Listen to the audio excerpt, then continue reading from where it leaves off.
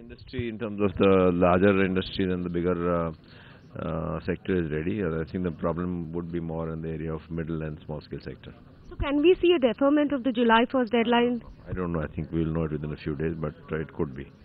So one of the issues is the registration issue. A lot of banking sector industrial lobbies have asked for not state-wise registration but central registration. Do you see the government moving towards this opinion? No, I don't think that. I think there is I think the states have to agree, and from whatever I have heard, I think the states are not agreeable. So I think they will have to do a state-wise registration. And so one last question is GSTN. How prepared is GSTN for GST rollout for July 1st? How many transactions can they?